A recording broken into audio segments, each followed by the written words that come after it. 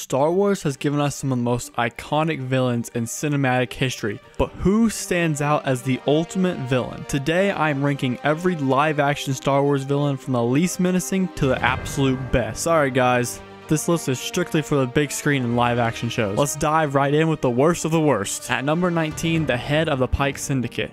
This is the absolute worst villain in all of Star Wars and maybe movie history. We can see his list of accomplishments including moving spice on Tatooine and killing some Tuskens. That's all he did. This guy is so bad he shouldn't even get to be on the list. Moving to the next crappy villain, we have number 18, Reva from Obi-Wan. The character lacks depth and her motives are never clear. She's presented in the start of a show as a ruthless Jedi hunter, but then turns to trying to kill Darth Vader. And I think we all know how that plot worked out for her.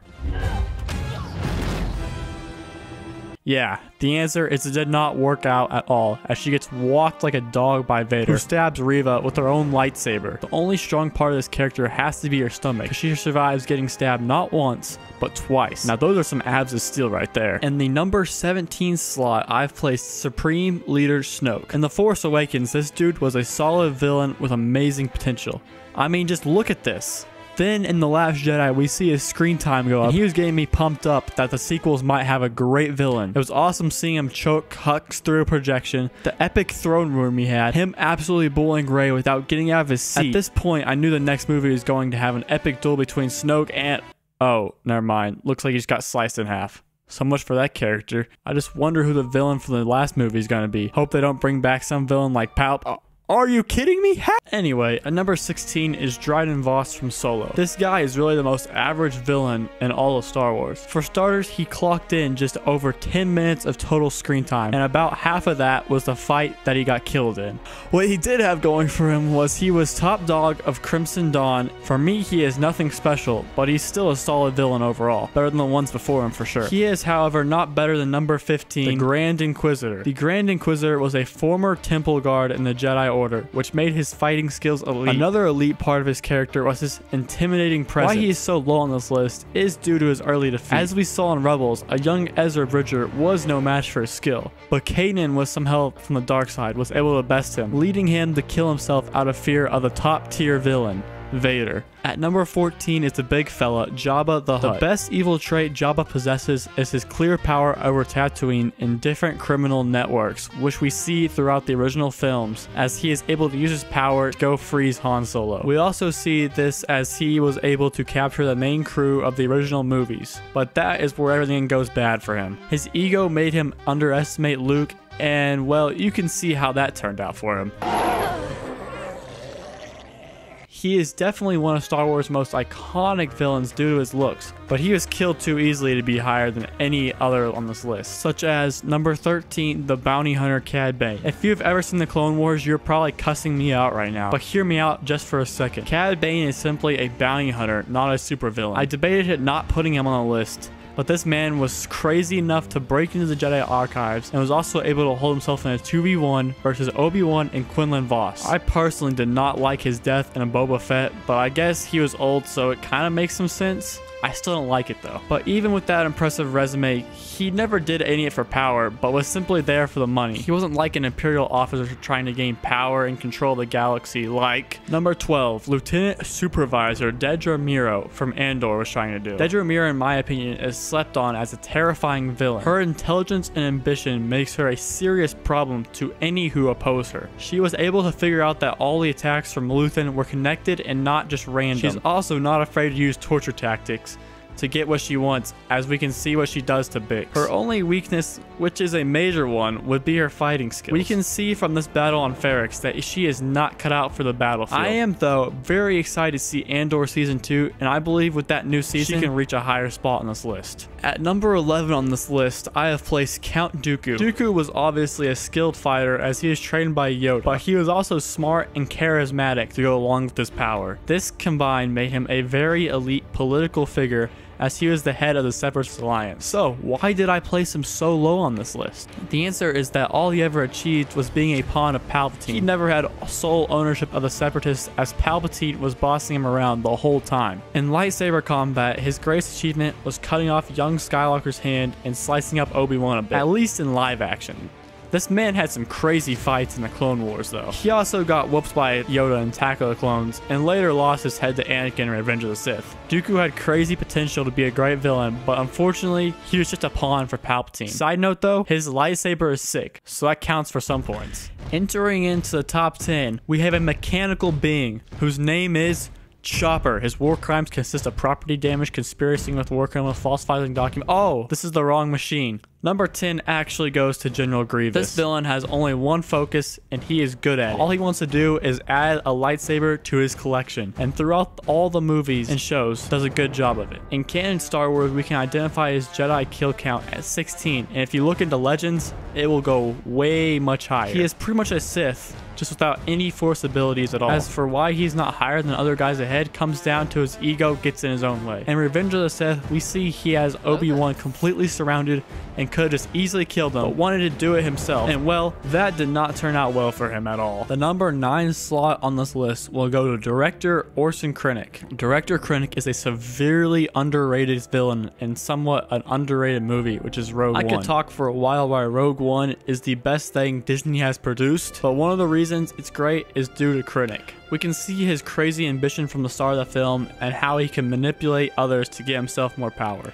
He is also the father of the Death Star after forcing engineers to make it for him. Another reason he is at 9 is he's got a white uniform, which we know means he's a good villain thanks to this guy right here. Unfortunately for Krennic, his desire for recognition and power ultimately leads to the top villains on this list to cause his demise, as he becomes a victim of a very weapon he created. This poetic ending adds a satisfying narrative arc to his character, as what he worked for his whole life takes his own life. Man, I should be a poet right now the way I'm spinning these quotes. Anyway, moving on. Number 8 is Moff Gideon. Anytime this actor, I don't want to mispronounce his name, plays a villain, you know that character is going to be a problem for all the heroes. And a problem Gideon was for the heroes. From his first entrance, you know this guy meant business. The aura surrounding this character just makes the audience on edge for what he might do. In season 1, it took everything the heroes had, plus some sacrifices to take him down. But in the last scene, he rises from the debris with the Darksaber, making him so much better. And then in season 2, Gideon owns the heroes at every turn, using his resources and intelligence to make life almost impossible for them. And even after captured, he was still in the control of the situation, with his dark troopers en route to save him. It took prime Luke Skywalker to finally stop him, and in season 3 we just don't talk about it. So why is he not higher? The answer is he has never won anything, so I can't justify putting him any higher than he already is on this list. At number 7 is Kylo Anger Issues Ren. The sequels were without a doubt a complete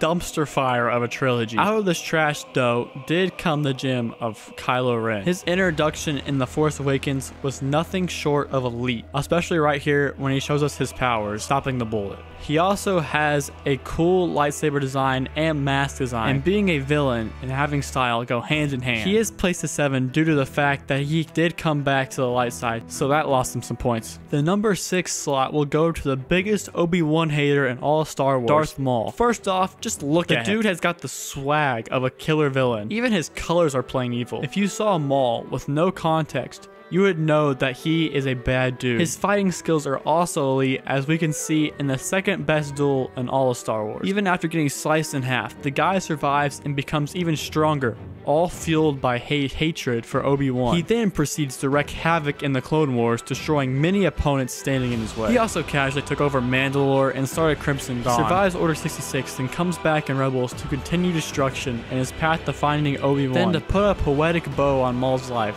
Obi-Wan defeats Maul again, this time putting him down for good. Before entering into the top 5, go to the comments and put your top 5, and then if we disagree, we can have a fight. Trust me, it'll be fun. And now for number 5, we have Admiral Hux. Hux is an absolutely pathetic villain, and absolutely a terrible addition to Star Wars. His inconsistent characterization makes him look very stupid. For example, in Force Awakens, he is the fanatical leader of the First Order, and only a movie later, he becomes a comical relief rather than a true villain. He also just becomes a spy randomly because he dislikes Kylo Ren. His character is an absolute joke, besides the small fact that he killed around 155 billion people. I don't care how pathetic the guy was. If you murder 155 billion people, you have to be up on this list, no matter how pathetic you are. At number 4 is Grand Moff Tarkin. He only killed 2 billion people.